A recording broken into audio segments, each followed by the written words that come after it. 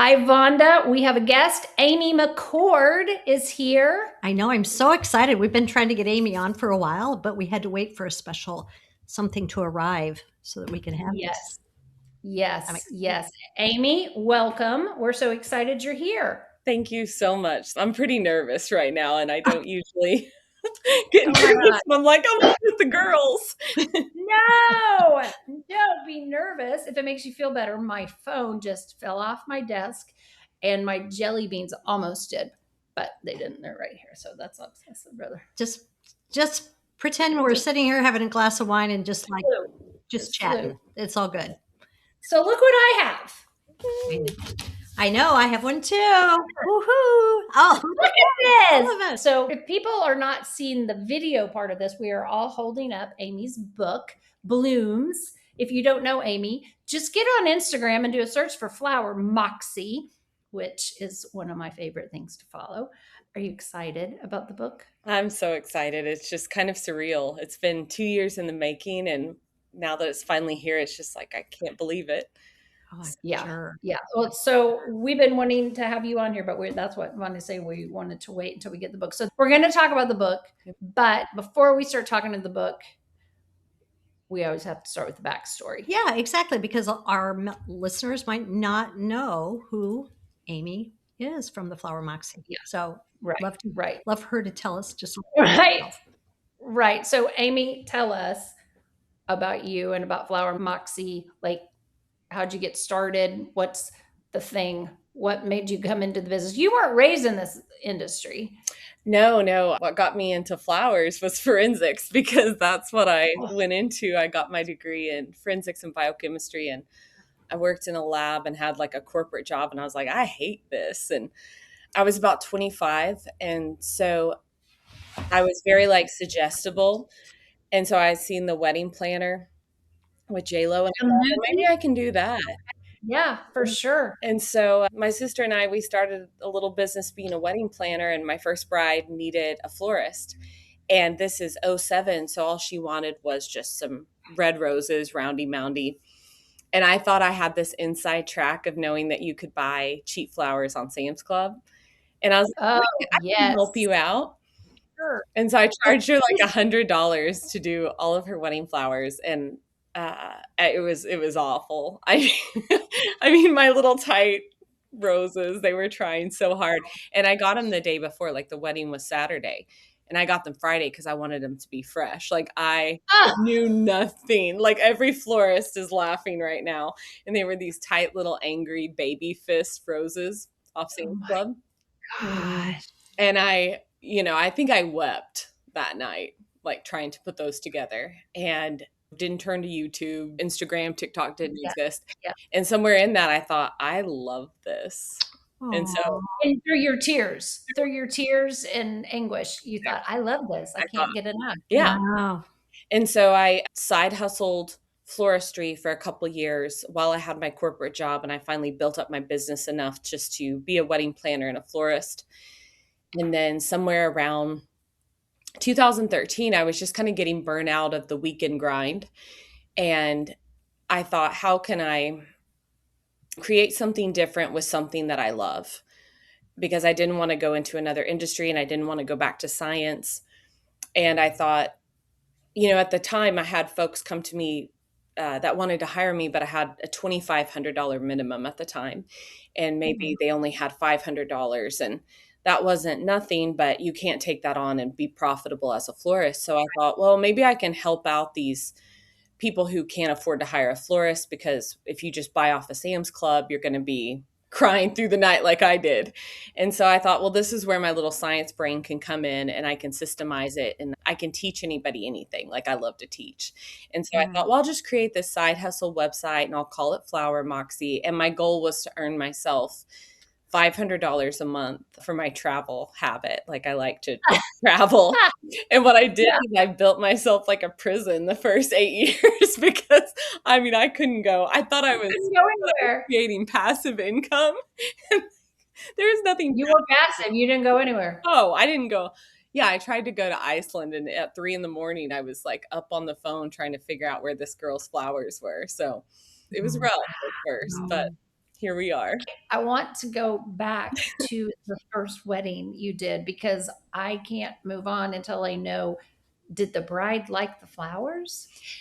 She did. I mean, it was a very low budget wedding. And Okay. so, I mean, it was well below $3,000 as a whole. Like, Okay. it was just a tiny wedding. So she Yeah. was happy. But I look back at those pictures and, if my sister wants to bring me down a notch, like Yeah. if I Yeah. look at my book, she'll send me a picture of my first arrangement. Yeah. Not to be Thanks mean. a lot. Humble you a little bit. Yeah. Yeah. Okay. Okay. So the bride was grateful. She was just happy that it only cost $100, Yeah. but you were the one. Okay. That's good. All right. We can keep going. Hmm. So Yeah. that was 2013. So tell me about 2013 is when you started your business? So 2007 was when I started in the industry, and Yeah. 2013 was when I started my website, and that went live in 14. Okay. And so I just built my website at my kitchen table and did like my tutorials in my living room with my roommate watching. And I was my own model for my photo shoot. So I had to put on a wedding dress. I was like, don't take a picture of my face. This is embarrassing. And it was like, just like the most ratchet packages. Like I did my best. Yeah, for sure. Yeah. You just, I can't believe you ran a business. I'm trying to wrap, and Vonda did for many years too, but how you did this without a website. You used to. You didn't have websites, like you said, in 2007. Like, how did you get customers? How did they know about you? How did you even advertise? well, I did a website for Flower Moxie and I had a website for my business, but I didn't have the money to advertise because I didn't have an investor or Okay. anything Okay. like that. So it was basically word of mouth. And in the very beginning, I did something really ratchet, which was I would put ads on Craigslist. Oh, yeah. They flagged me for using too Relatively many safe. cities. Yeah. Yeah. Oh, that's You hilarious. got to be scrappy when You you're do. poor. You got to start somewhere. Yeah. Mhm. Wow. Okay, so here's my question. So you've built this Flower Moxie into this. What was the moment that you realized, oh my gosh, this business is bigger? Like, not I've made it. I'm the most successful person in the world, but like, oh my gosh, this is gonna work. This is it. I would say, I mean, I invested $5,000 in it, and that was like my savings. And I made it back within less than 6 months. And so I realized pretty quickly there's something there. But honestly, I didn't lean into it until I hired my first employee. And it shifted from being my side hustle to, oh my gosh, the decisions I make affect somebody else's livelihood. So I Mhm. can't flit around and play around like this isn't for real.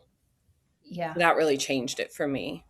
Yeah. Which makes a lot of sense. When you're responsible for someone else, it does change your Yes, whole life. You're like, oh my gosh, this isn't my success. This is our success. Because if I don't do what I need to do to make this business successful, gosh, this person doesn't have a job. exactly. It That's was that's hard. shook me up because all my employees up to that point in my wedding industry was like freelancers. It was like, come Mhm. help me with the wedding. So someone wasn't depending on my performance. Mhm. Right. Can you look back besides the Sam's roses, but can you look back and see like what did I get wrong at the beginning? Oh, I got so much wrong. I think When it comes to running a business, like what you thought was the way to do it, but you look back and you're like, God, why? Why? I would say the thing that I got wrong with Flower Moxie, or not that I got wrong, that I underestimated, was I thought people would actually follow the education, and that's not always the case.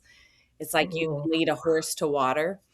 And so yeah. in the beginning, I put out all this education, and girls would get their flowers and they would say, now what am I supposed to do? And I was like, oh my gosh, we are way behind, sister. And so Yeah. I think I underestimated that.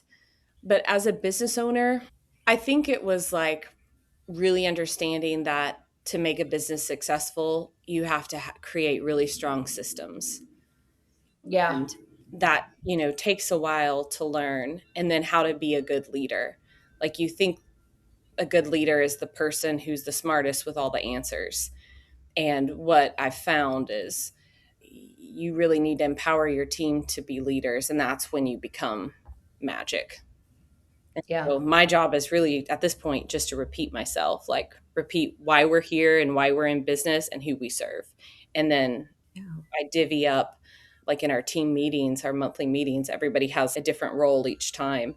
And so a lot of the meetings, I hardly do any talking, where at first I thought I needed to be the big talker. Yeah. It's like, no one wants to hear from you, Amy. Just this morning, I was reading an article about leadership because I was looking for something in particular. And I don't know how many times in the article it kept talking about a good leader is not the talker, they're the listener. The good leader is not the talker, they're the listener. And I was like, okay, what are you telling me? Like, I felt like this article was like yelling off the page at me, but that's exactly what you're saying. I think when we try to be good leaders, we often think we have to have the perfect thing to say at all times. Yeah. And that has nothing to do with leadership. Nothing. Right. You know, a good leader listens to their team to figure out who needs what, and then we go and individually help develop or do whatever we can to help that person. You do that all So, the time, Laura. You just stop. well, I don't think we can ever be reminded enough, though, to listen Yeah. True. because it's hard. It's really hard. Okay. For those people that are listening and are like, what's Flower Moxie? And are getting ready to Google it, but they can't Google it because they're driving in a car. Explain to them, what is Flower Moxie? Yeah. So Flower Moxie and Petal Icon, those are my two websites. Flower Moxie is basically wedding kits for DIY brides. That's the majority of who I serve on Flower Moxie. So a lot of times it's folks that maybe can't afford to hire a florist, or they've just always wanted to do their own wedding flowers. So we have kits where it's kind of like Blue Apron. We send them all the bits and the instructions and the recipes and videos, and then the flowers directly to their doorstep. And Petal Icon is a new brand where that's more of an immersive floral experience, that if you like big bougie hotel arrangements like in your home, and it's more that you want to use it as an experience, it's not so much a DIY kit, but we take you through that. Or if you want a girls' night or corporate party. Yeah, so we're trying to get a little bit more technical with the Petal Icon brand. It's a different segment of the market, and maybe bring in some like more celebrity type florists like Hitomi, and to create different lines, because people really love being creative, and it's something that we don't grow out of. We just get too busy for it. So yeah, that's kind of the more ethos of that brand. Yeah. Yeah. Well, one thing I've noticed, and I know I've had turned Vonda onto it, is what you do really, really well in your business is your social media. I love following your Instagram and TikTok. You're on TikTok, and I love both of those. I don't know if it just showed up on my feed this morning. It happened this morning, but the one we were talking about, Catherine Zeta Jones's wedding, Yes. I was like screaming back at you like that. I was like, preach, preach, Amy, preach. It's so true. And I know Vonda is never on social media. So talk about what you were talking about that one, because she will 100% agree with you, because you are really serving our industry as a whole when you say things like that. Yeah, for starters, thank you. I didn't know how that one was going to hit or not, but I was like, I feel like some people are really going to get this, but you just, social media is like spaghetti. You kind of throw it at the wall and see Right. what sticks. But Right. one thing that really grieves me, I'm big into like financial, security, or making good, wise financial decisions. And I really hate it when I see people go into a lot of debt for their wedding. And so I've been talking about that more. And I've noticed that weddings have gotten so over the top, but I kept seeing that folks were like, oh, it's the wedding industry doing this. And I'm like, no, it's not. So the take on this post was like, this isn't the wedding industry. This is the culture and expectations. And when people say like, how's Flower Moxie doing? I'm like, it's going well, because what you have is you have this great increase of expectation with brides and couples, and you have a decrease in funding. And so they still need this over the top look, but now they have to do it themselves because everything costs so much. And they really think that they need all these things to make a good wedding. And being in the wedding industry this long, it's clear to me, it's like, this is not what makes a good wedding. So the point of this reel was like, I remember when Catherine Zeta-Jones got married, it was 2000. And for some reason, like, I was so enamored with her wedding, and my friends and I would just pour over the People magazine. Yeah, it was all over It was her and Michael Douglas, all over People over. magazine. And the thing was like, I knew when I saw that I was never going to have a wedding like that. Like, it never crossed Right, my mind. right. The problem today is because of social media, people are seeing their peers have these Catherine Zeta-Jones level weddings. And it's like there'll be like an HR rep and a teacher getting married, and it looks like a Catherine Zeta-Jones. So when these Right. sweet couples go to plan a wedding, they think, well, this is the mark that I've got to Mhm. hit. I was, Right. you don't have to do this. And the best weddings that I've ever been a part of was less than $10,000. So I'm trying to give people permission that they can have a special wedding without all of the grandiosity that we're seeing. And then also to take the heat off the wedding industry who's getting unfair blame. So that was my Yeah. hot take. Yeah. I love it because Vonda and I, we talk to our Flower Click members all the time. And this is a frustration. Brides will come in with pictures Pinterest from board Instagram, and with pics everything. of, Yeah. Selena Gomez's wedding or, whoever's who. I'm like, yeah, you're not Selena Gomez though. That's the difference. Like, you're beautiful, but it's the money behind it. Well, and what they don't realize, Lori, as what you're saying is they don't know the cost of flowers. They have not a clue. And so when you're looking at that and you're trying to price it out, and then they're falling over because they're like, well, that can cost that much. And Right. then to your point, Amy, don't go in debt for that. I mean, you have a budget, stick with the budget, and you're Right. not going to get that, but you should be happy. Like you're saying, give them permission to be, hey, it's okay. It's okay. This is your personal wedding. You don't want to look like somebody else. Yeah. And I think Yeah. trusting the florist, because so many florists are so great about like being exceptionally creative, and they're going to tell you where your money's going to count. Right. And you don't need 30 centerpieces. Like, let's do Right. an installation instead and repurpose it. Hmm. And Right. so, I know a lot of florists in this industry. I don't know every florist, but I will say every florist that I know and like have relationship with, there is no way they would sit there and try to exaggeratorily, whatever word I'm looking for, oversell.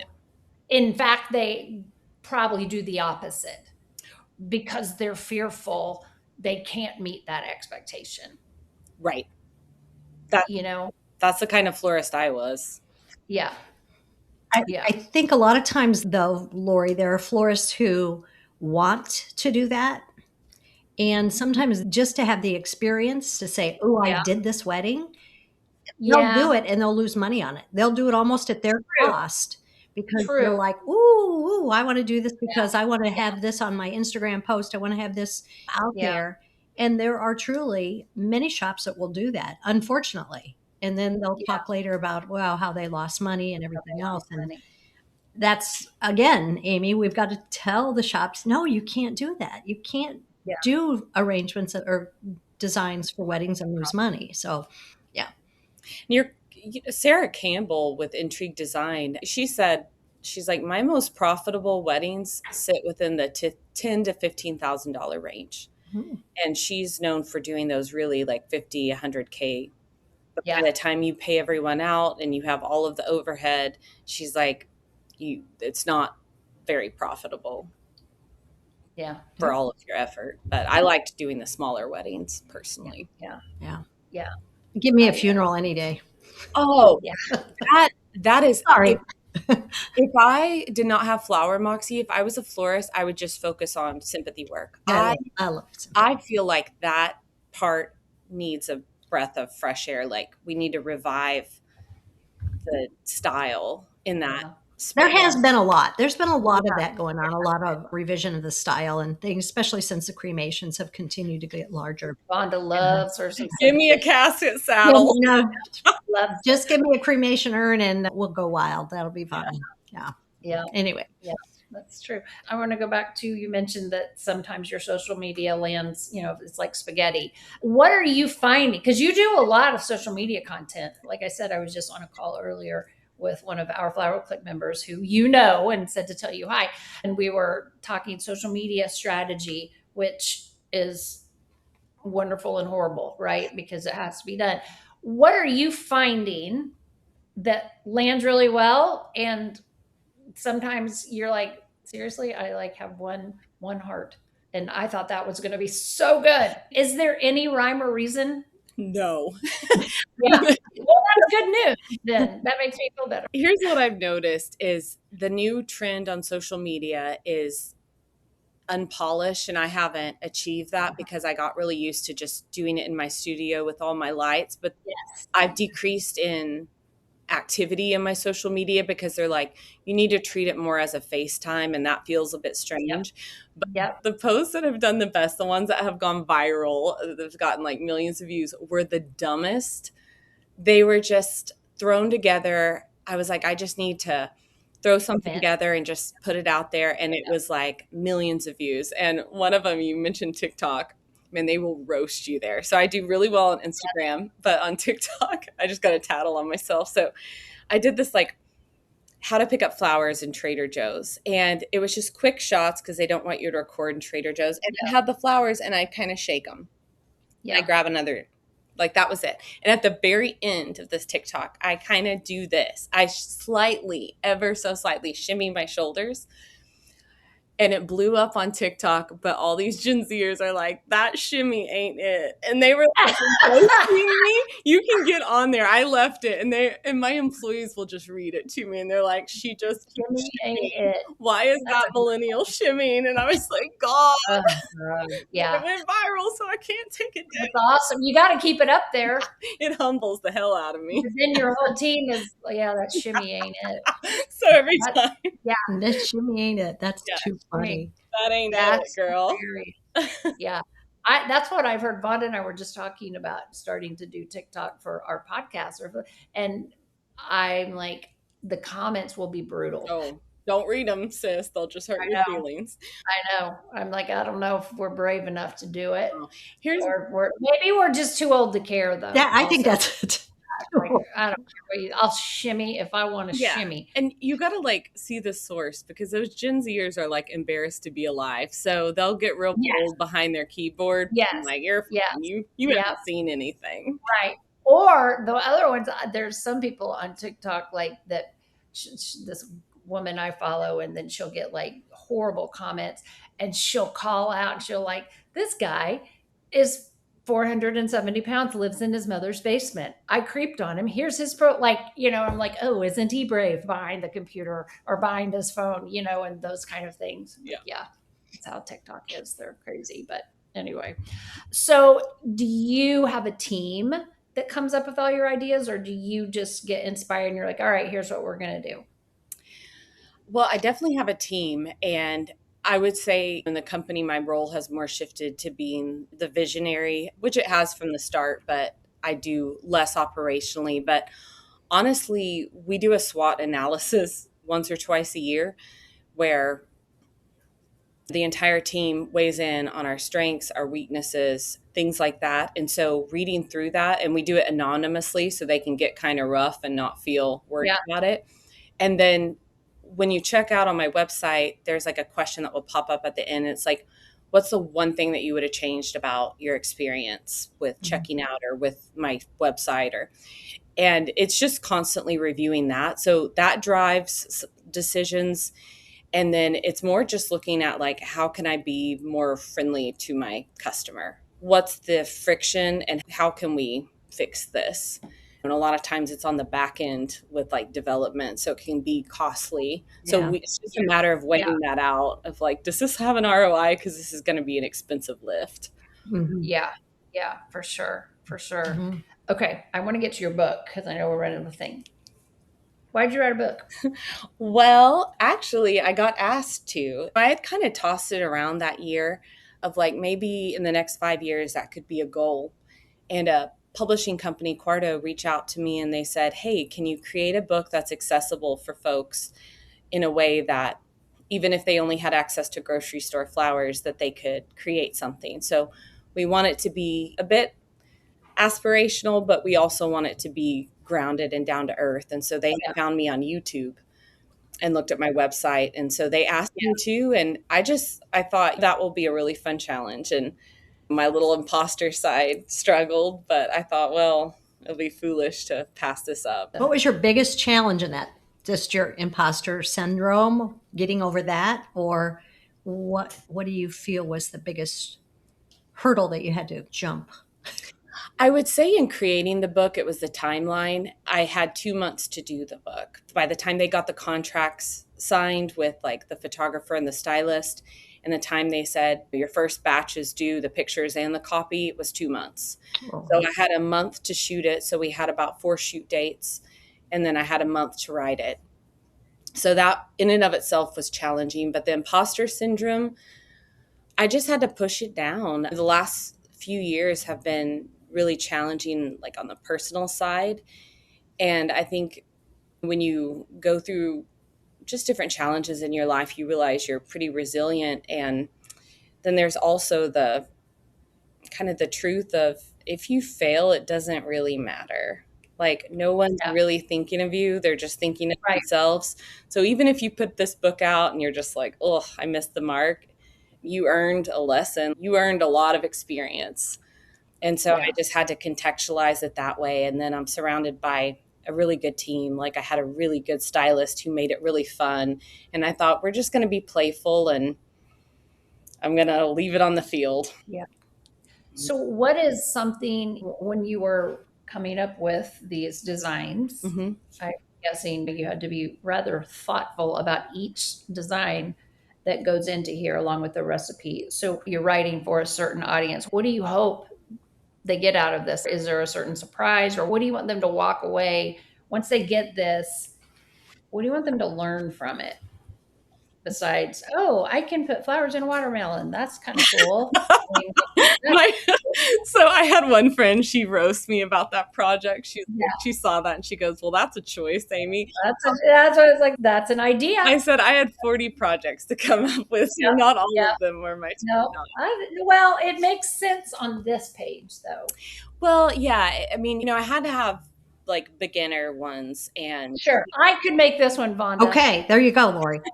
This Your one. picnic. There's your picnic design. Yes, I could absolutely do this one. So, but yeah, what do you want the person that goes to purchase this? What is your hope that they get out of it? I think my biggest hope is that they feel empowered, that you don't have to be this really cerebral artist to create something beautiful, that you can be an amateur and create something that you're proud of. And that's the one thing. And I don't know, Vonda, if you hear this a lot, but when you tell folks that you're in floristry, they're like, I love flowers. And then they go, but I'm just an amateur. Mm-hmm. Almost like it's like a badge of shame. And when you look it up, amateur means like to do something just for the love of doing it. And so I always hate the shame. I'm like, no, like you should build something. It's kind of like pushing paint across this canvas. It's like, I think there's something so amazing about having your hands in flowers.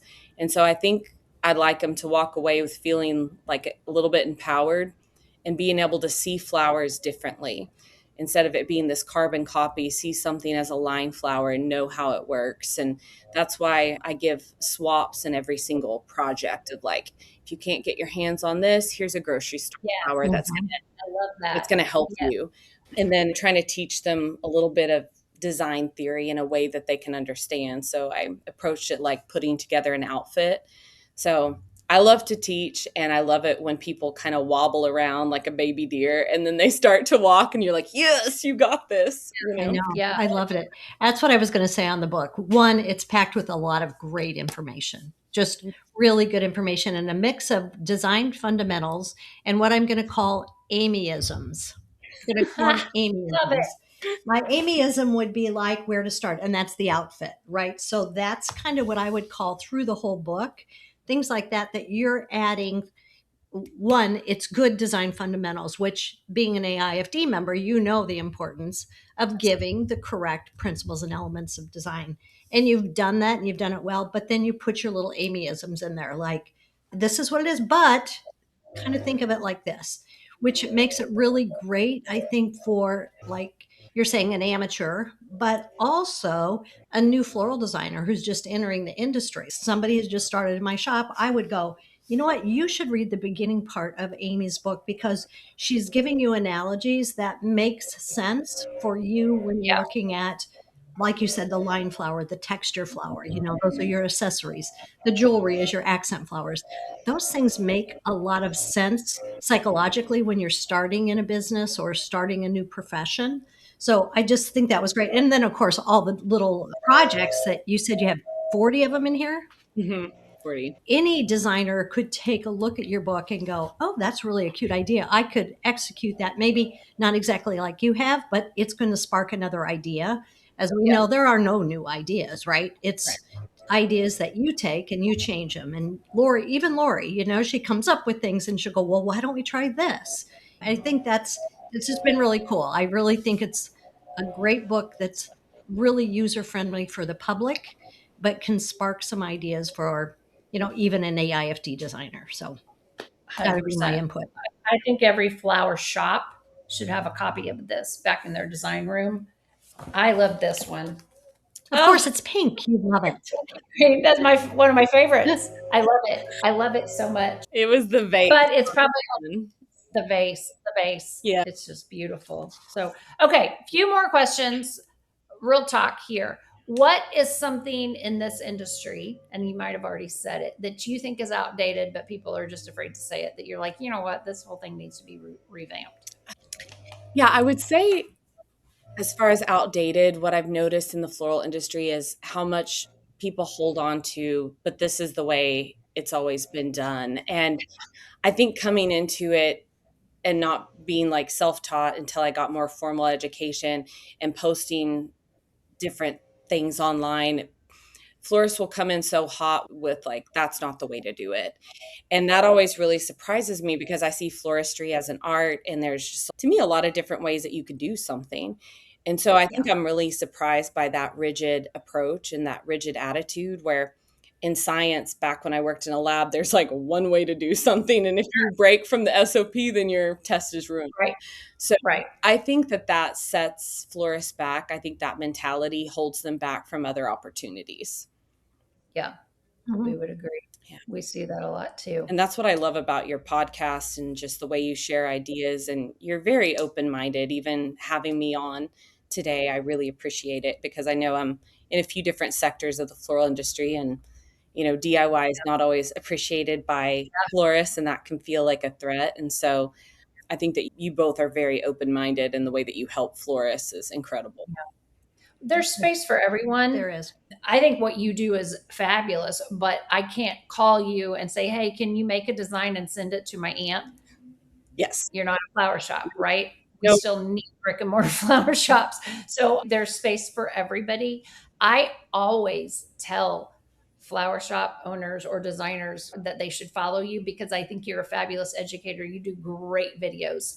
And I think we need to get all the free education we can. And you are so giving with free education and tutorials. And I love that. I think a lot of people like to, as the most annoying phrase that we have on TikTok, but I'll say it, gatekeep. You knew I was to say it. I hate that. I will cringe. But people just are like, oh, I'm not going to tell anyone. I'm like, come on. Yeah. Like Vonda said, we're just recycling Mm. stuff, making it a little bit different. We can share. Well, everybody connects with a different type of person. So what you're saying could be said, I could say it in a different way and they would connect with me or you or Lori Right. or whoever it is. So yeah, Right. sure. I mean, I have never found that scarcity mindset has moved me forward in life. No. Yeah, people ask us for a course, and I think that could be really fun. But I do like just giving out the free information because I could have used it in 2007. Yeah. Right. Right. So, well, we thank you. Are you going to be at Symposium this summer? I will not be there this summer, but I'll be in St. Louis the following year. Okay. Yeah. Okay, well, Okay. we'll miss you there for Well, sure. you. Well, that's a bummer. We would love to see you. Are you doing a book tour? With, I'm kind of working on it. Like, I think I'll be out in Scottsdale to do a workshop. So a lot of what I'm doing right now is if a florist invites me to be part of a workshop, I'll do that and kind of tag it onto the book tour. So okay. Okay. Well, that's fun. Will you post that like schedule once it gets ready on your Instagram or okay. absolutely. Because Lori's going to fly to see you. Well, I'm going to figure out where you are. Maybe I'll come. I think it would be great. So hopefully we'll get to meet you in person one day. Likewise. Well, thank you All for right. taking the time. It was great. Thank Appreciate you. you. Thank you.